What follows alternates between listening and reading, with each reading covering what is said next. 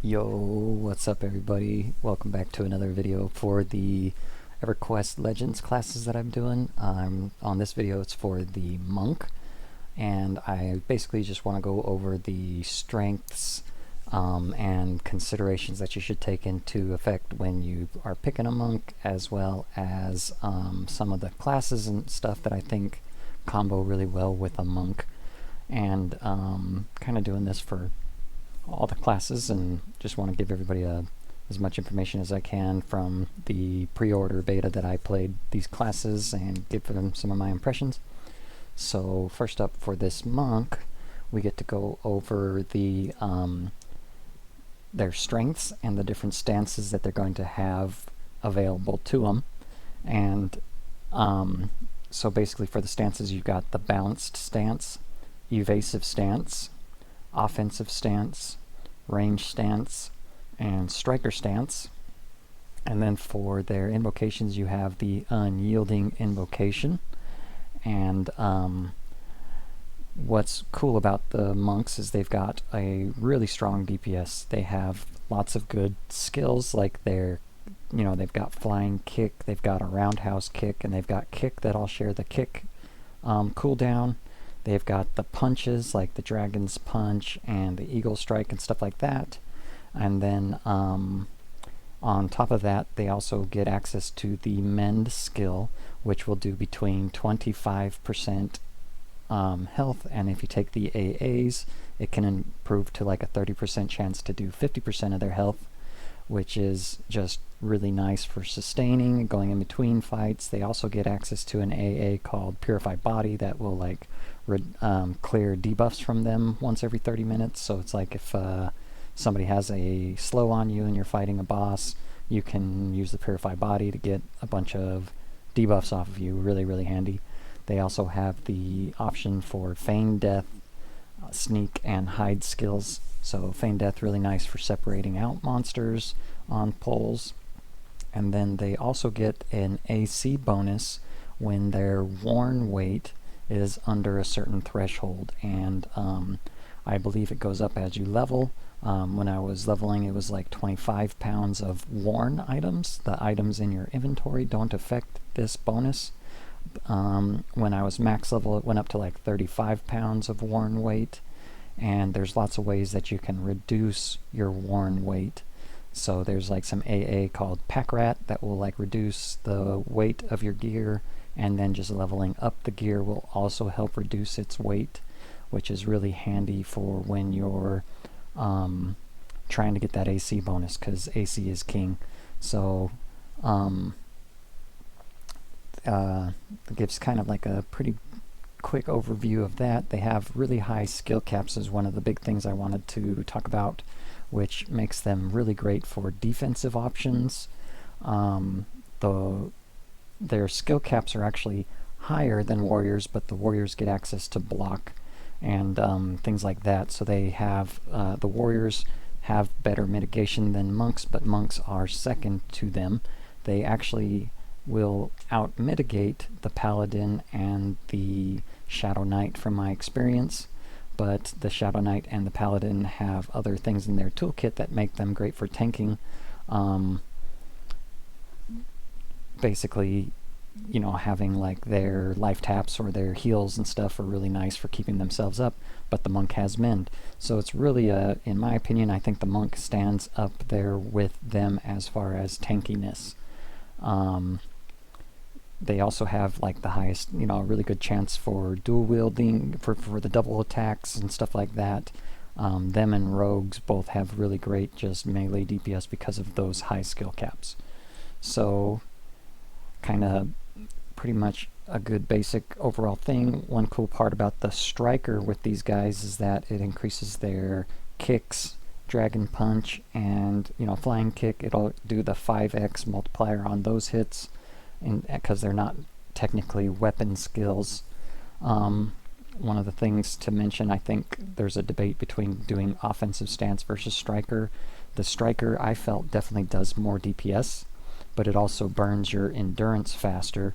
So it kind of depends on what your goal is if you're trying to save some endurance for going into like an evasive stance if you need to, or if you're just trying to do as much damage as possible and then you don't mind resting a little bit in between fights with the, letting the out of combat stamina regen fill up.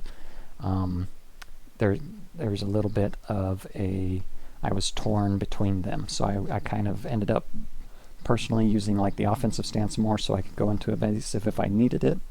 But if my endurance was staying maxed, I would use striker. Pretty nice. They're a great ability with the monks. So to kind of go over some things to consider here for the monks, it was for me, it was the weapon selection. You are limited to things like one-handed blunts, two-handed blunts, and hand-to-hand combat items. So finding where those drop and getting those early, I think, are pretty important for monks. Such as like going into Befallen. There's that first boss that dropped the lady in the room who dropped the enchanted fine steel mace was nice.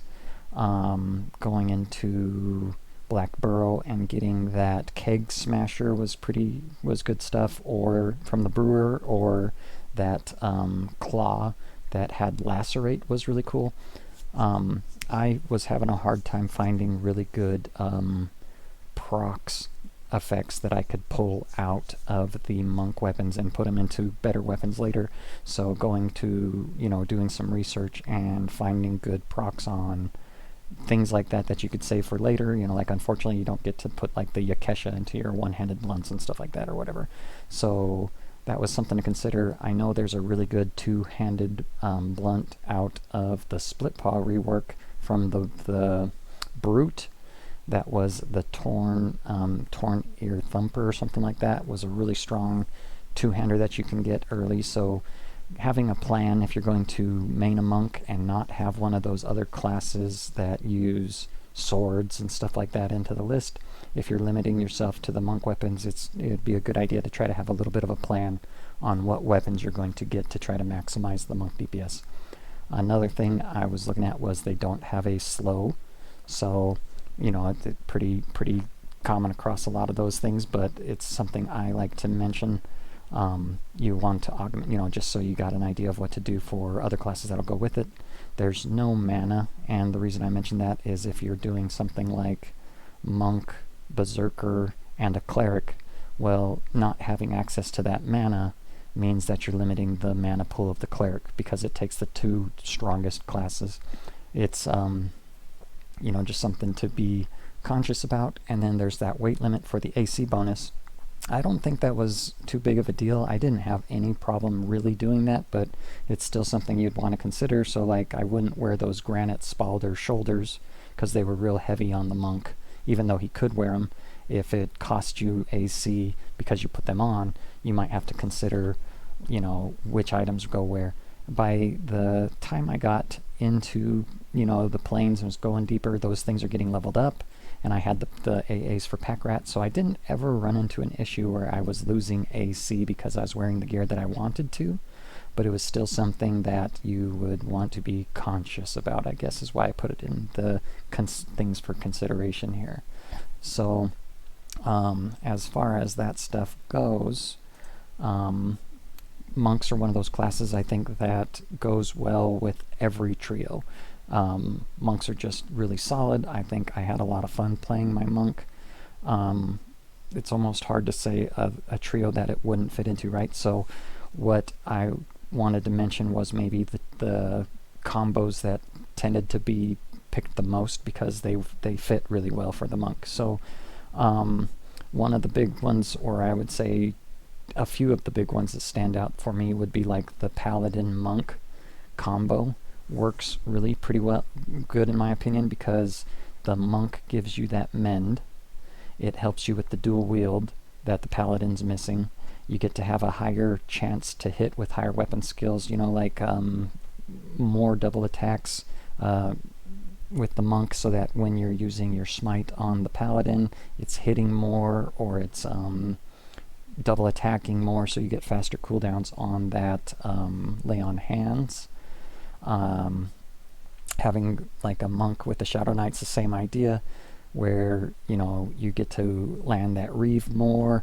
You have the men to help offset the damage that you're doing to yourself with you know, just the monks. It works with so many things. You know, it helps offset the damage from like a berserker or something that's hitting himself. So you got the mend as a way to just kind of keep yourself topped off in between fights.